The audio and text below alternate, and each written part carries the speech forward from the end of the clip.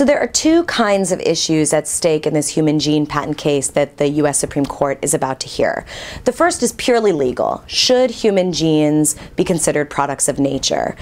If they are, then according to the U.S. law, they can't be patented. So the Supreme Court has to decide whether or not genes inside the body are similar to those that have been isolated from the body. And if they're the same, then they can't be patented. The second question is really a policy question, and here it's how the patent system should think about the public interest. As the patent system has grown, it's become clear that it has mixed results for innovation, for society, for our values, and for the economy.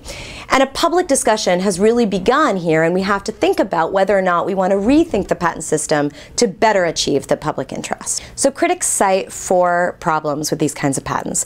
The first is that while the patent system is designed to stimulate innovation, these kinds of patents seem to have the opposite effect sometimes, which is that patent holders can control the research into the use of these human genes. The second problem is that researchers often question whether or not these patents should be issued at all because the process of finding a gene is very well known, so the person who holds the patent is often just the person who put the last brick in the wall, so to speak.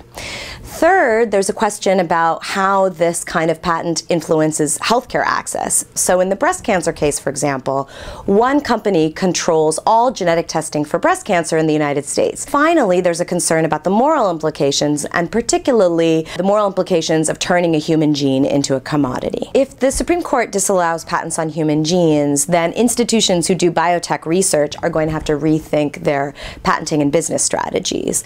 Universities and companies will still be able to get patents on gene-related technologies, they'll just have to wait a little bit longer in the research process. Meanwhile, it's going to increase access for scientists and for patients.